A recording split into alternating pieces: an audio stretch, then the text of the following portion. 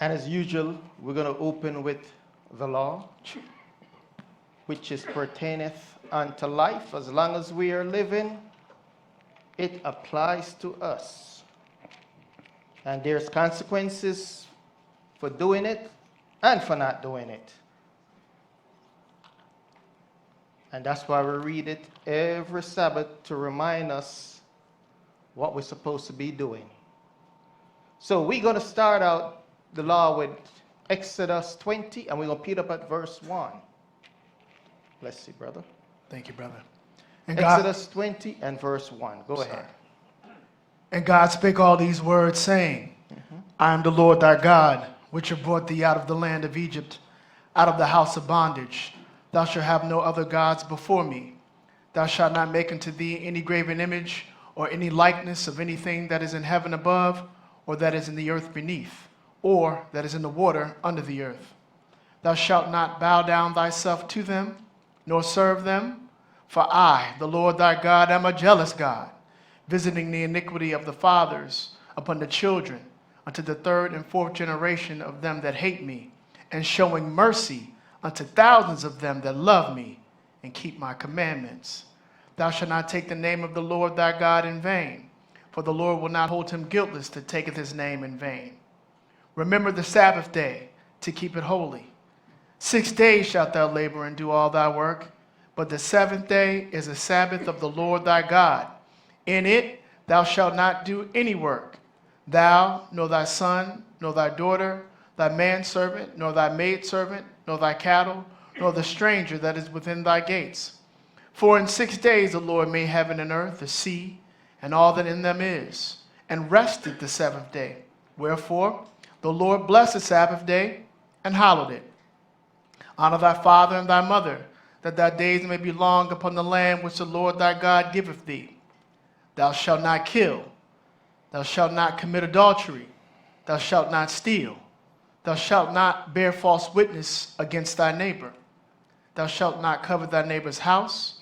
Thou shalt not covet thy neighbor's wife, nor his manservant, nor his maidservant, nor his ox, nor his ass, nor anything that is thy neighbor's. All right, that's good. Let's go see what Solomon said about those laws. Let's go to Ecclesiastes chapter 12 and pick it up at verse 13. Let's see what Solomon said about these laws, because they said he was the wisest man ever lived other than Jesus. So let's see what he said about all these laws. Go ahead. Let us hear the conclusion of the whole matter. Fear God and keep his commandments, for this is the whole duty of man. For God shall bring every work into judgment with every secret thing, whether it be good or whether it be evil. Right, so if he's going to bring every secret things into judgment, that means it is the final days. So let's go see if you didn't do it, and if you do it, what kind of reward you're going to get. Let's go to the last book of the last chapter, Revelation 22 and 14. Let's see what is the consequences, because at this point in time, brothers and sisters, it is too late. That's why it's called, let's hear the conclusion of the whole matter, because beyond that, it's the judgment. That's what we got left. Go ahead. Blessed are they that do his commandments, that they may have right to the tree of life, and may enter in through the gates into the city. For without are dogs, and sorcerers, and whoremongers, and murderers, and idolaters, and whosoever loveth and maketh a lie. Right, so you have nothing coming to you if you didn't do it, but you have everlasting life and access to the tree of life when you keep the commandment. So, happy Sabbath, brothers and sisters. Happy Sabbath, brother. And today's lesson is called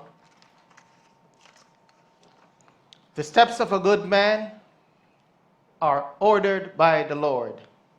The steps of a good man is ordered by the Lord. I want to also say happy Sabbath to the people on Facebook.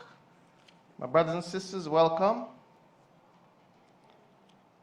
So today's lesson again is called The Steps of a Good Man Are Ordered by the Lord. So if you see a brother misstepping, his step ain't ordered by the Lord. So he's supposed to stay in concert with the scriptures and operate by the laws. So to some sisters, this title might sound sexist or chauvinist, but it's not. Why? It is always about the man in the Bible.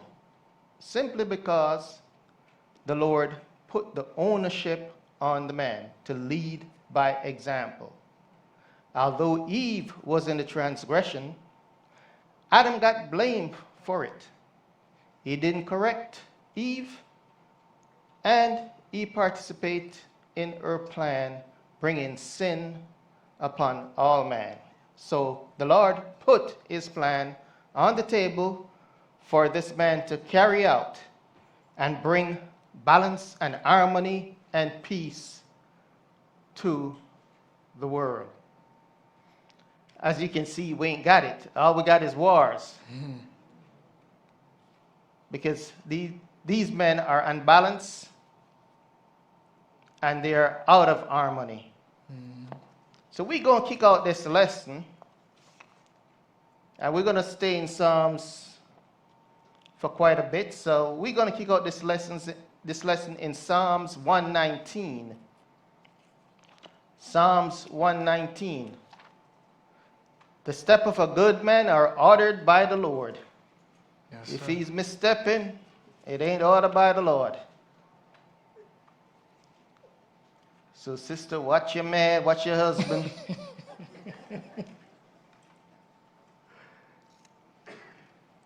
Okay, 119.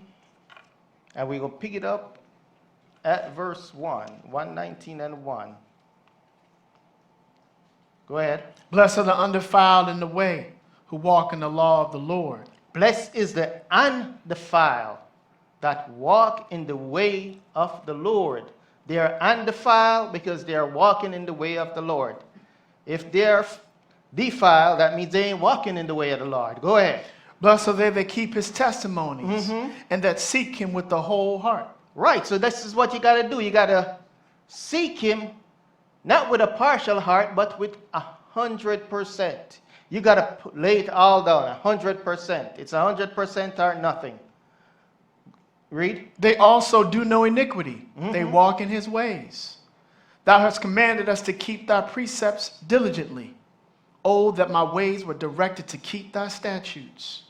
Go ahead. Then shall I not be ashamed when I have respect unto all thy commandments. Right, it's not going to make you shame, because we just read in Revelation 22, the reward that you receive when you keep the commandment. You're going to be ashamed when you don't keep it, because you have nothing coming to you. Go ahead. I will praise thee with uprightness of heart, when I shall have learned thy righteous judgments. With what type of heart I must praise thee? Uprightness of heart. Right, so you can't be having hatred in your heart and then getting on your knees and praying to the Lord and asking him for stuff.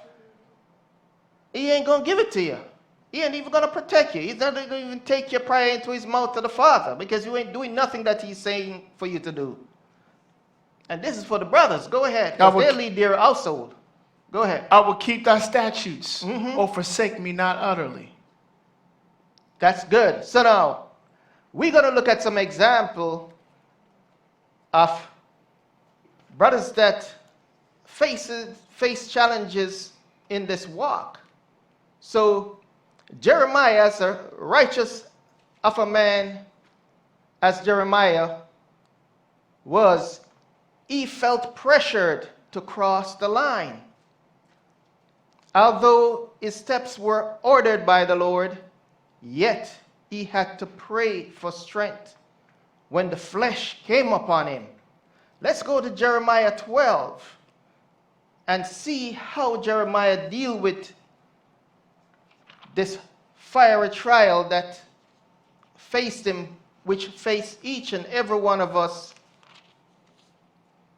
even the man who has to provide for his family.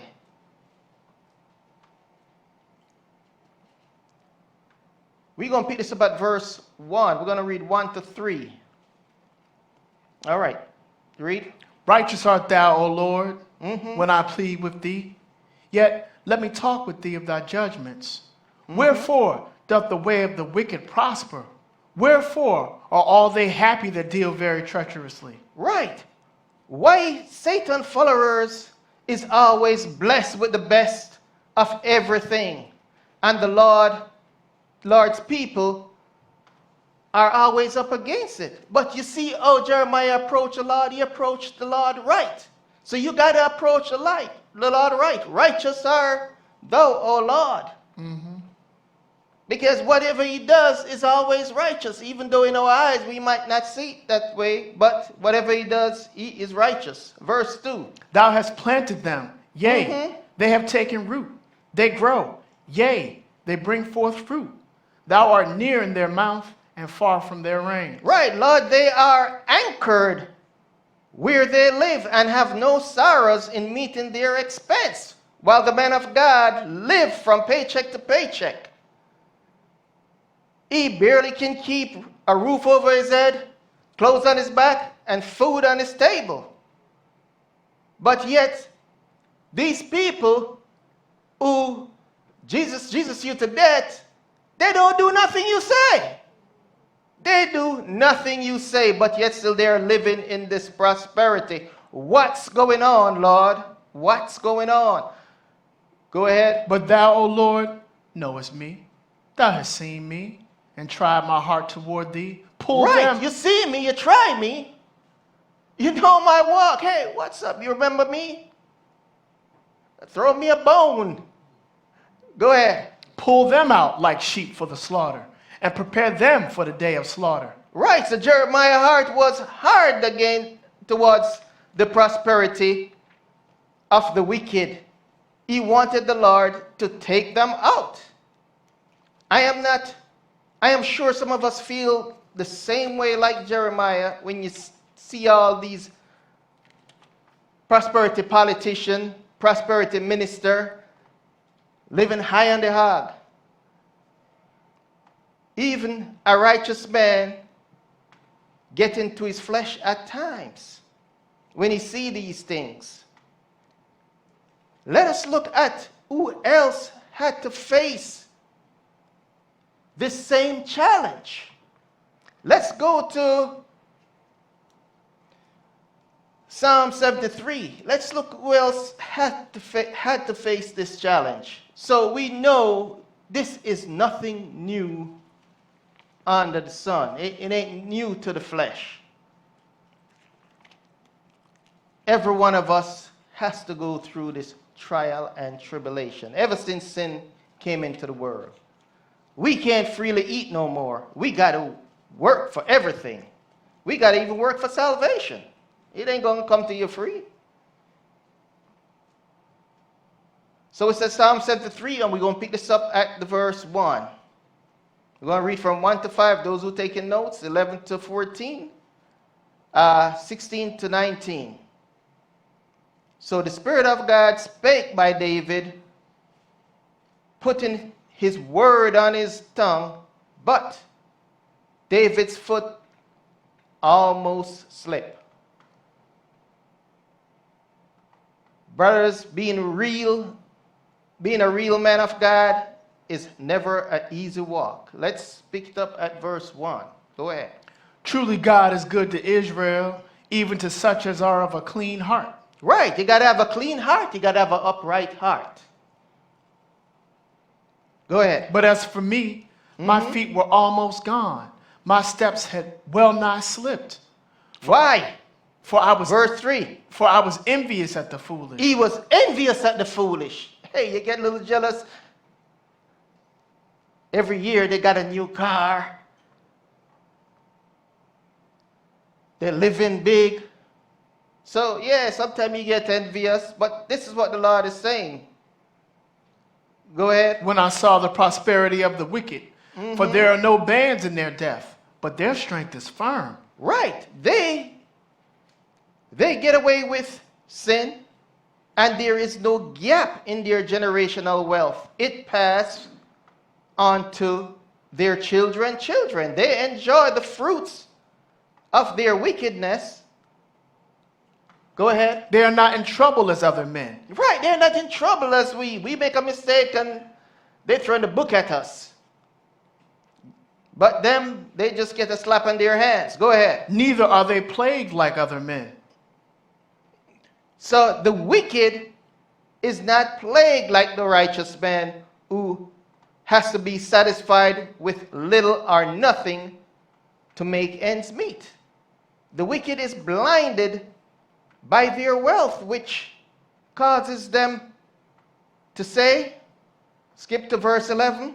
And they say, how doth God know? How does God know? Because they're living high on the hog. They don't need to pray for nothing. They ain't got no problems. They ain't got no troubles. Go ahead. And is there knowledge in the Most High? Look what they're asking. Is there knowledge in the Most High? Satan blessed them by their strength. They think they gain their wealth. Verse 12. Behold, these are the ungodly who prosper in the world. They increase in riches. Verily, I have cleansed my heart in vain and washed my hands in innocency. So David wondered in his heart if he was serving the Lord for nothing. Brothers, don't become disenchanted with the Lord for lacking of instant gratitude.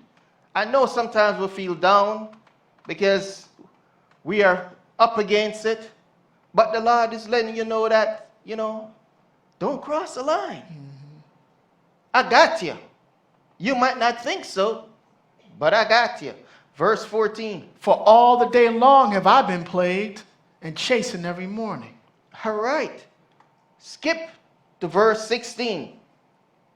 When I thought to know this, it was too painful for me. Right. So the thought of David walking away from the Lord was too painful for him. He had to rebuke those feelings that he had. And he had to seek counsel in the house of the Lord.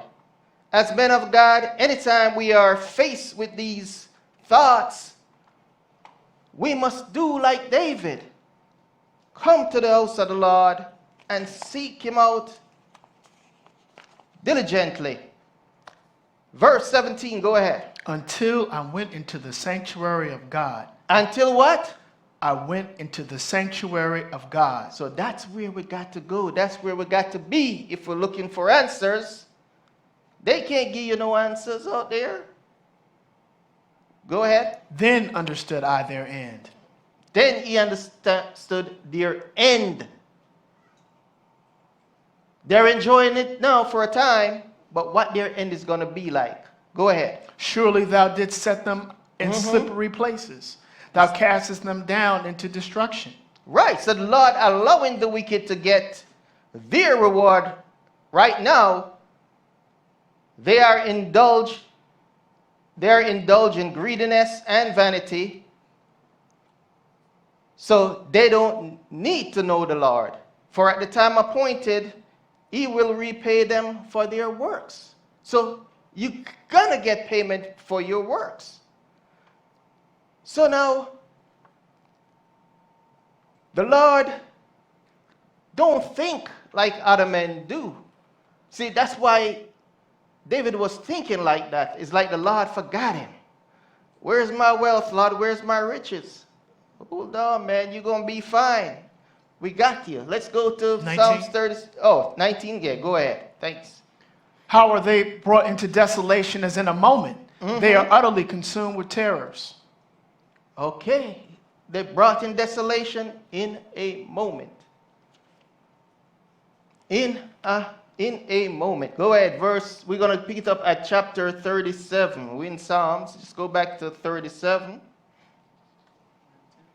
Oh, sorry. Psalms 192. Yeah, Psalms 92. I'm jumping ahead. That's that flesh on me. All right, Psalms 92. Psalms 92.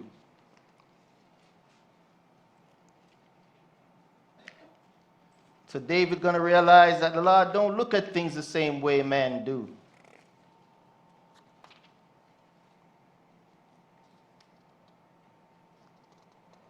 Neither is his ways. So brother, let the mind of Christ be in you, and you will be all right. All right, so Psalms 92, and we're going to pick it up at the verse 5. 92 and 5. Go ahead. O Lord, how great are thy works, and thy thoughts are very deep. A brutish man knoweth not, neither doth a fool understand this. When the wicked spring as the grass, and when all the workers of iniquity do flourish, it is that they should be destroyed forever. Okay, forever is a long time. So you see what their end shall be. They shall be destroyed forever. So let them enjoy it. Let them have a good time. So now, let's go to Psalms. Oh, go ahead. One more verse. Verse 8, yes. But thou, Lord, art most high forevermore. Right. Thou, Lord, art most high forevermore.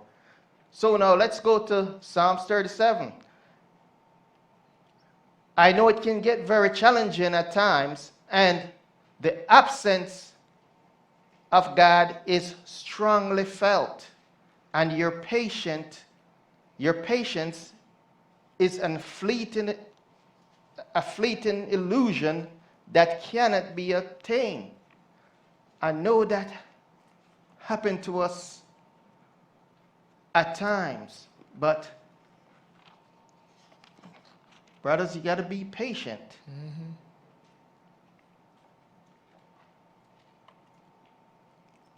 So now let's pick it up at verse 34. Psalms 37, and we're going to pick this up at verse 34. Wait on the Lord and keep his way. What must you do? Wait on the Lord and keep his way. And keep his way, not your way, his way. Mm-hmm. Go ahead. And he shall exalt thee to inherit the land. When the wicked are cut off, thou shalt see it. Come on. I have seen the wicked in great power and spreading himself like a green bay tree. Yet he passed away, and lo, he was not. Yeah, he passed away. He was not, because he was dead. Ain't nobody remember him. Go ahead. Yea, I sought him, but he could not be found. Yep, because no one remember him anymore. 37. Mark the perfect man, and behold the upright, for the end of that man is peace. Mark the perfect man, and behold the upright, for the end of him is peace. Peace meaning he's going to be with the Lord forever, because he has put his work in. So the steps of a good man are ordered by the Lord, and he will have peace. Verse 38, go ahead. But the transgressors shall be destroyed together. The end of the wicked shall be cut off. But the salvation of the righteous is of the Lord. He is their strength in the time of trouble. Right. So if you ain't getting no answer from the Lord in your times of trouble, then you got to, like what we always say, give yourself a wicked check. You maybe ain't doing something right while the Lord ain't answering you. But the Lord is showing you that he's going to take care of the ones who is serving him. Verse 40, go ahead. And the Lord shall help them and deliver them. He shall deliver them from the wicked and save them, because they trust in him. Right. The foolish ones put their trust in vanity and live a life of sin. And this is what befall them. Let's go to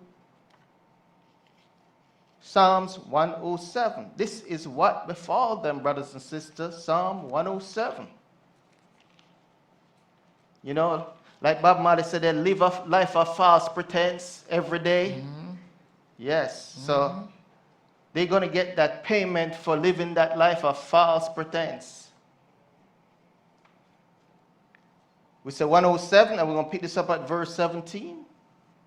107 and verse 17. What the book say? Go ahead. Fools, because of their transgression and because of their iniquities, are afflicted. Right.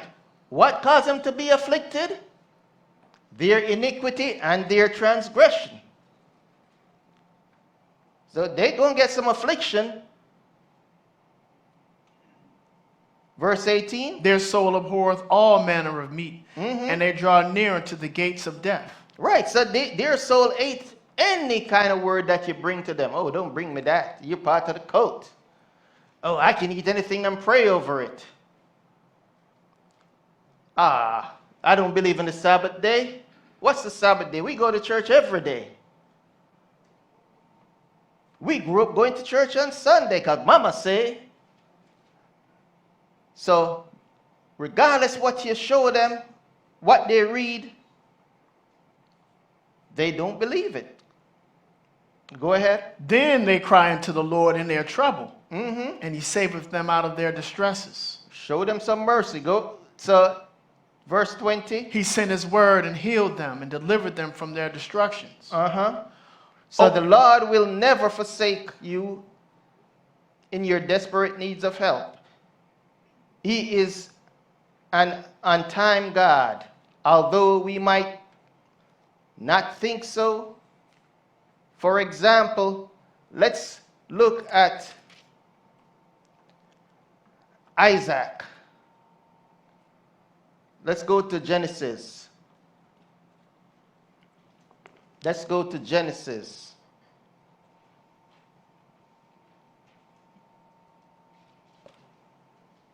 See, the Lord answered Isaac. The Lord answered Isaac prior when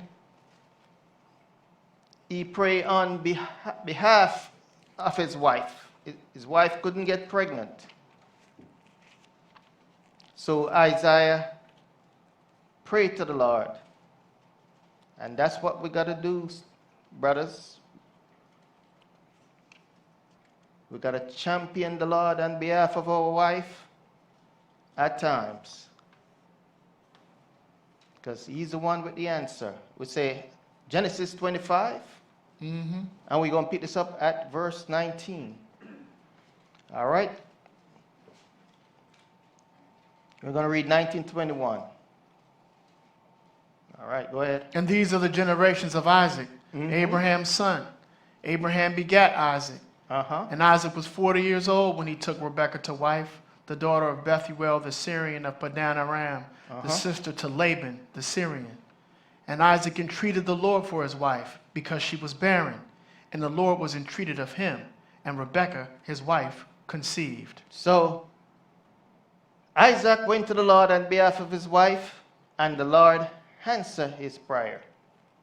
And that's what we got to do at times. So the Lord put these in here to show you that he's the Almighty God, and he still deal with man's affair. So we'll finish that, right? Yes, sir. So now let's go to Job, an upright man, and one that feared God and eschewed evil.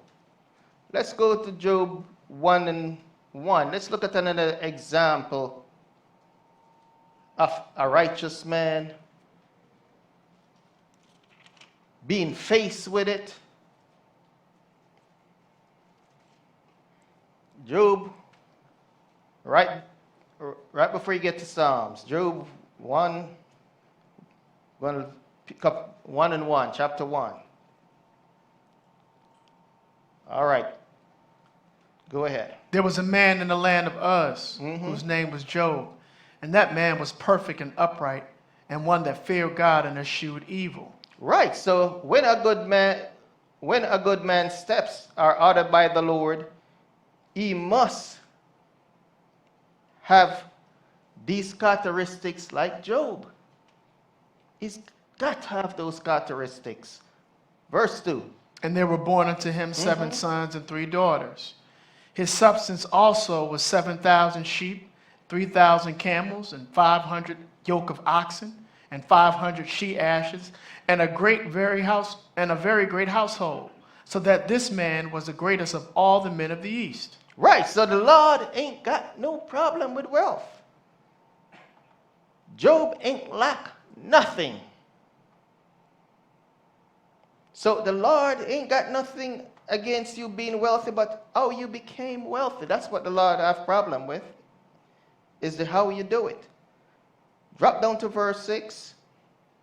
Now there was a day when the sons of God came to present themselves before the Lord, and Satan came also among them. Right, so the first sons of God are angels. And if we are so blessed to come up in the first resurrection, we will be priests of God, regardless race, color, creed. You will be the priest of God, even the son of God. Let's drop down to verse 7. Go ahead. And the Lord said unto Satan, Whence comest thou? Right, so the Lord questioning Satan, hey man, where you coming from? Come report unto me. And what did Satan say? Then Satan answered the Lord and said, From going to and fro in the earth, and from walking up and down in it. Right, so who is the boss? God. Who got the power? The Lord. All right, go ahead, verse 8. And the Lord said unto Satan, Hast thou considered my servant Job? So the Lord put Job on the table in front of Satan. And we're going to see why Satan couldn't mess with Job. Go ahead. That there is none like him in the earth, a perfect and upright man, one that feareth God and escheweth evil. Right, so that's a big statement the Lord is making. None like him in the earth. You see that? Mm-hmm. That's huge. So God brought the challenge to Satan to test Job. It is for our example to draw strength from Job, because we are living in a sinful world and man must prove his worth to God. See, we can't freely eat anymore. Now we have to earn it. Verse 9. Then Satan answered the Lord and said, Doth Job fear God for naught? Right. So Satan told God, you bought Job's integrity. You gave him all the creature comforts. Will a poor, broke Job still serve you? That's what Satan is telling the Lord. You have bought this man lock, stock, and barrel. Of course he's going to serve you. You think when you take away all these creature comfort and everything from him, he's going to still serve you? Let's see what happened. Go ahead, verse 10. Hast not thou made an hedge about him, and about his house, and about all that he hath on every side?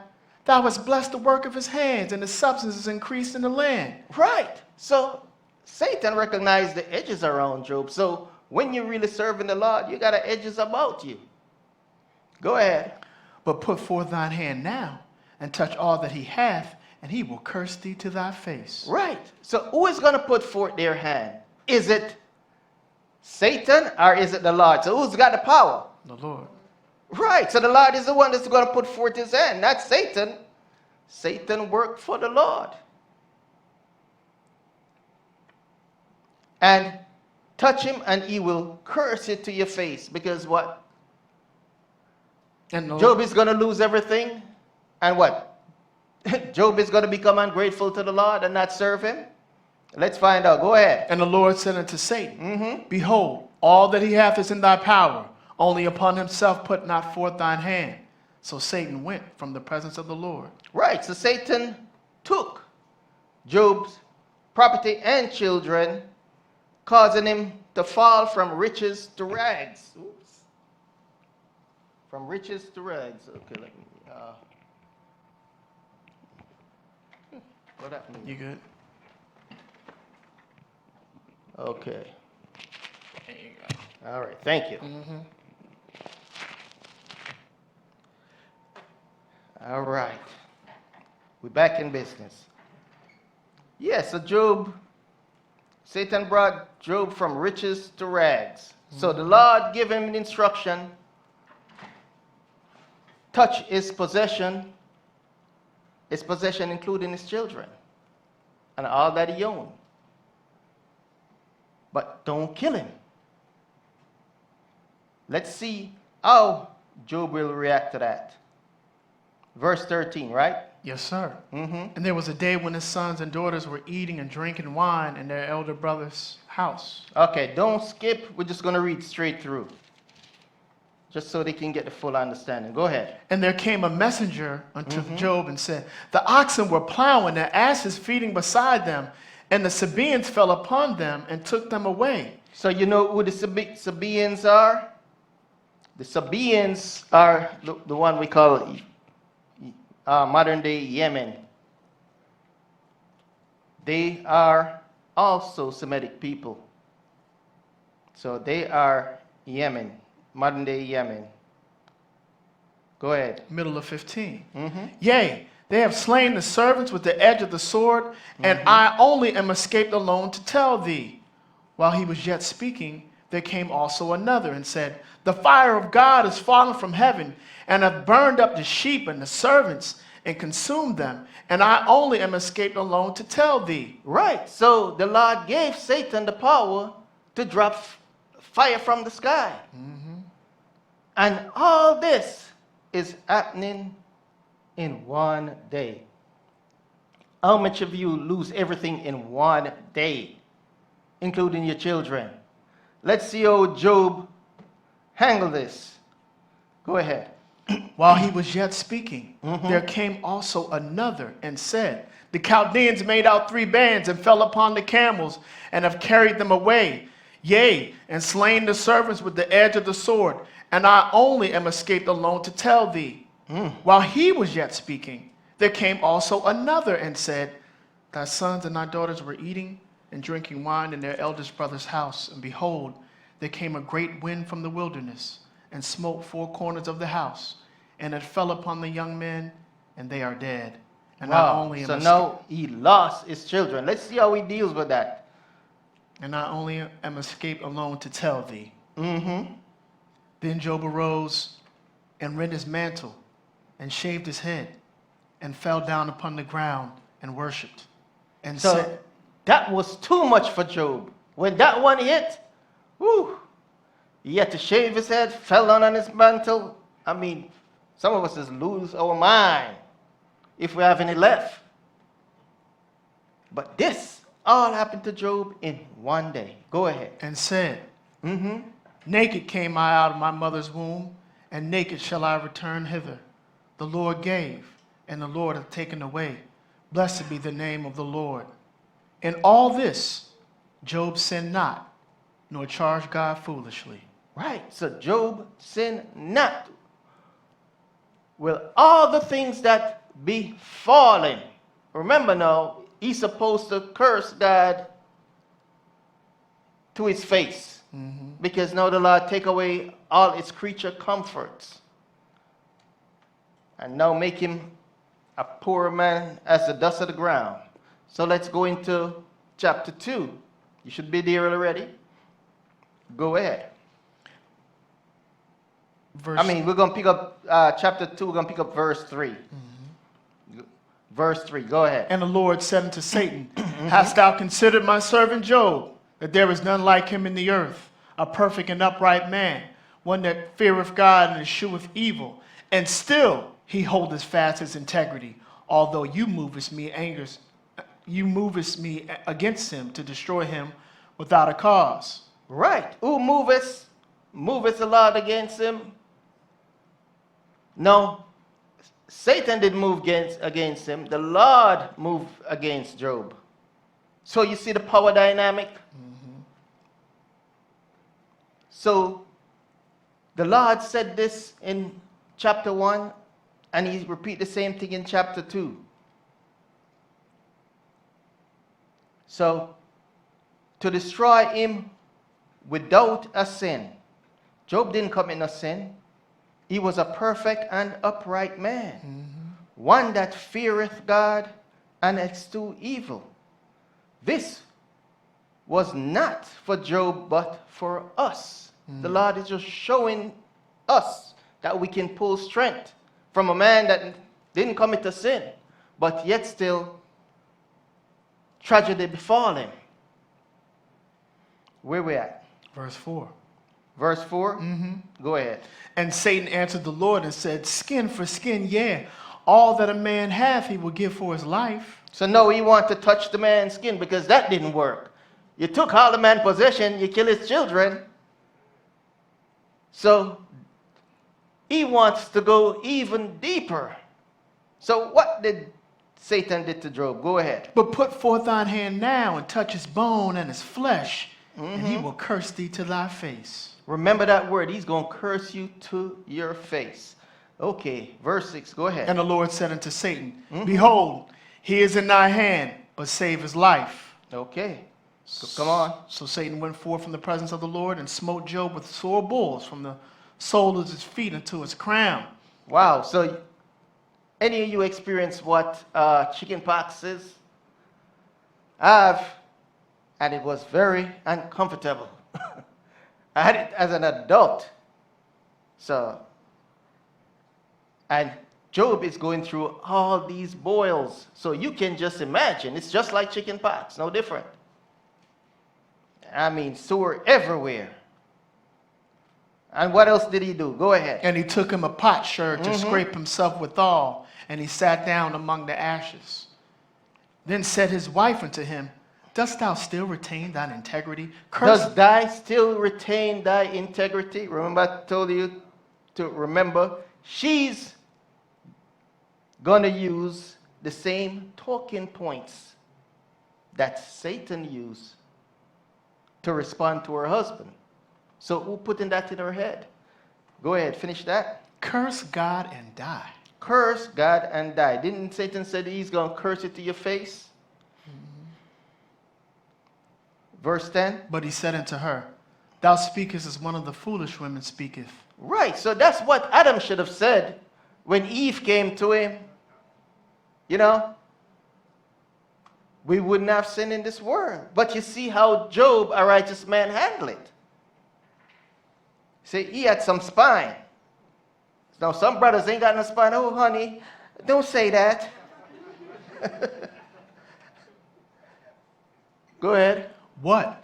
Shall we receive good at the hand of God, and shall we not receive evil? Right, so you're ungrateful. The same one that feed us, give us milk and honey, hey, the same one gonna give us plain water. So what are you complaining about? So you got to take the bitter with the sweet. Yes, sir. You can't have sweet all the time. No. Go ahead. In all this did not Job sin with his lips? Right. That still didn't break Job to make him curse the Lord. So even though Job did not commit sin to be chastening, this is what he said. Let's go to chapter 5 and pick it up at verse 17. This is what he said.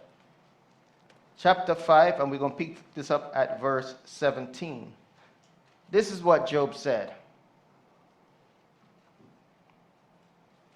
Verse 17. Go ahead. Behold, happy is the man whom God correcteth. Therefore despise not thou the chastening of the Almighty. For he maketh sore and bindeth up. He woundeth, and his hands make whole. He shall deliver thee in 6 troubles. Yea, in 7 there shall no evil touch thee. Right, and none can touch you on the 7th. So the Lord uses others to strengthen us. Sometimes you're going through stuff and you wonder why you're going through it, but there's a neighbor looking at you and you don't even realize it, that you are strengthening that person. So it's important how we conduct ourselves. So we finish with that, right? Yes, sir. So we're going to go to Job 33.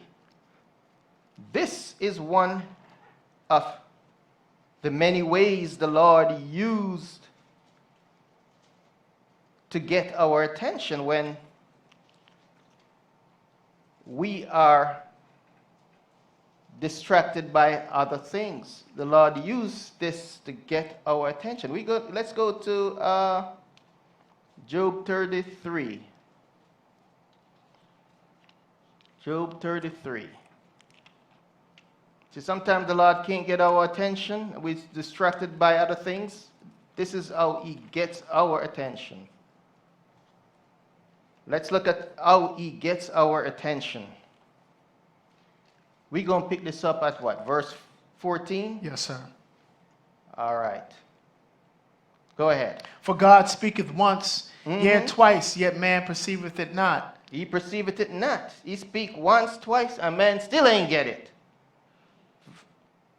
So what else? Go ahead. In a dream, in a vision of the night, when deep sleep falleth upon men, and slumberings upon the bed. Then he opened the ears of men, and sealeth their instruction. All right. Come on. That he may withdraw man from his purpose, and hide pride from man. He keepeth back his soul from the pit, and his life from perishing by the sword. Uh-huh. He chasteneth also with pain upon his bed, and the multitude of his bones with strong pain. Right. It is not a pleasant experience, but as servant of God, that's what we got to go through sometimes. Let's skip to verse 27. Go ahead. He looketh upon men, and if any say, I have sinned and perverted that which was right, and it profited me not, he will deliver his soul from going into the pit. Right. Why? Because he had confessed and he had repent. That's what you got to do. Confess your sin and ask the Lord for forgiveness. Go ahead. And his life shall see the light. Lo, all these things worketh God oftentimes with man, and bring back his soul from the pit to be enlightened with the light of the living. Right. So it is not the Lord's desire that you should perish, but all should come to repentance. Let's go to Proverbs. Proverbs chapter 3. Proverbs chapter 3.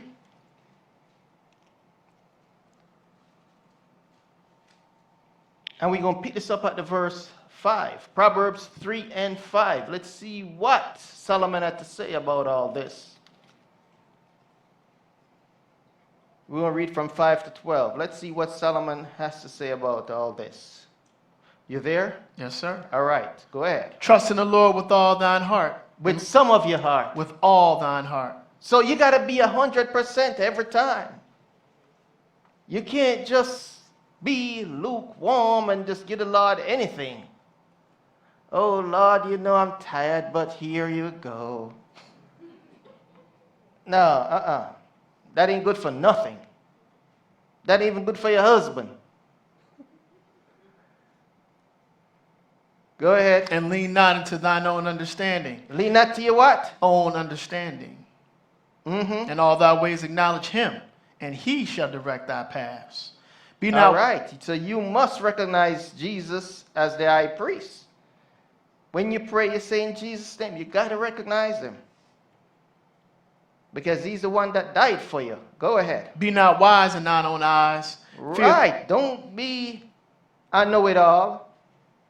Go ahead. Fear the Lord and depart from evil. It shall be health to thy navel and marrow to thy bones. Right. So your unwavering walk of righteousness must be 100%. Verse 9. Honor the Lord with thy substance and with the first fruits of all thine increase. Right. So whatever monetary increase you receive, you got to give the Lord is 10%. And don't make no plans to burn it. Or treat yourself. You got to give the Lord his. Verse 10. So shall thy barns be filled with plenty. And right. So that's the only way your barn is going to be filled is through obedience. And your 100% devotion. Go ahead. And thy presses shall burst out with new wine. So look what the Lord bless you with. Overabundance. When you do right by him. Verse 11. My son, despise not the chastening of the Lord, neither be weary of his correction. Right. Do not become rebellious because the Lord correct you. Verse 12. For whom the Lord loveth, he correcteth, even as a father the son in whom he delighteth. Right. So many of us had parents, and you know, some of you, depends on what household you grew up in, your parents used to make it sore.